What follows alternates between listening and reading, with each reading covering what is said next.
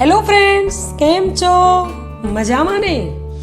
આજે હું તમારી સાથે શેર કરીશ એક નવી જ રીતથી ચટાકેદાર કોથમીરના ગટ્ટાનું શાક.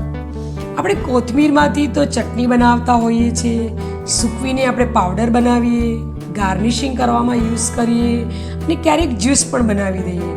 તો આજે તો આપણે એકદમ ચટાકેદાર કોથમીરના ગટ્ટાનું શાક બનાવીએ. તો એના માટે મેં અહીંયા એક કોથમીરની જોડી લીધી છે. તો આ જોડીને આપણે ઝીણી સમારી અને તૈયાર કરી દેવાની છે. તો કોથમીરને આપણે ઝીણી સમારી દઈએ.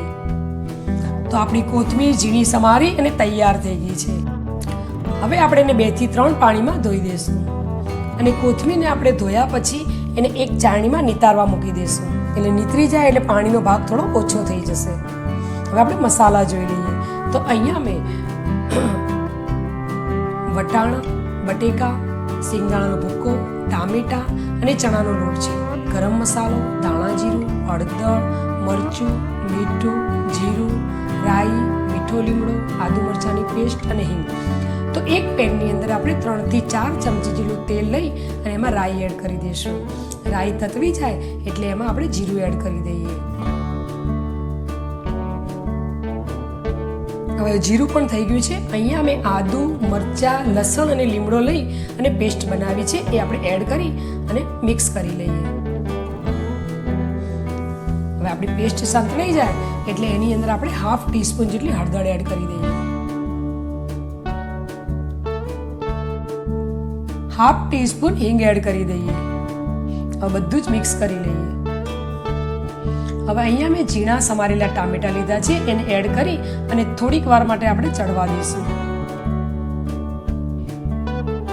2 થી 3 મિનિટ સુધી આપણે ઢાંકી દઈએ. હવે 2 થી 3 મિનિટ થઈ ગઈ છે અને આપણા ટામેટા એકદમ સરસ રીતે ચડી ગયા છે. હવે અહીંયા મેં કાચા વટાણા લીધા છે, એને આપણે એડ કરી અને સાંતળી દઈએ. એની પણ આપણે 2 થી 3 મિનિટ સુધી ચડવા દઈશું.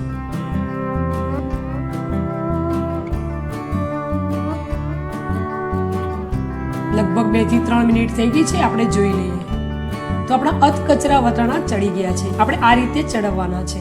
હવે અહીંયા મેં બાફી અને ઝીણા સમારીને બટેકા લીધા છે, એ એડ કરી દઈએ. હવે બધું સારી રીતે મિક્સ થઈ ગયું છે. હવે એની અંદર આપણે 1 થી 1.5 કપ જેટલું પાણી એડ કરી દેવાનું છે, એ આપણે એડ કરી દઈએ. હવે પાણીના ભાગમાં આપણે મીઠું અને મરચું એડ કરવાનું છે, તે કરી દઈએ. તો અહીંયા પહેલા હું મીઠું કરું છું. મીઠું માપમાં જ કરવાનું છે અને મરચું પાવડર છે, એ આપણે એડ કરી દઈએ અને મિક્સ કરી દઈએ.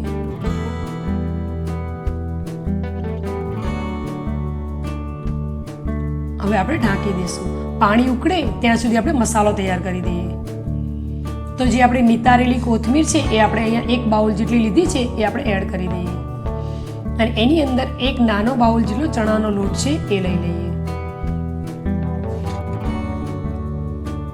2 ચમચી જેટલો સિંગદાણાનો ભૂકો છે, એ આપણે એડ કરી દઈએ.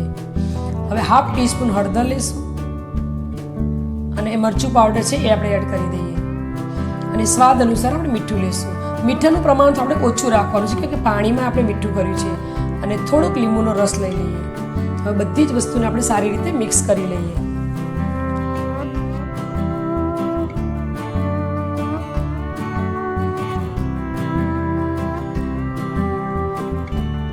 બધું જ સારી રીતે આપણું મિક્સ થઈ ગયું છે.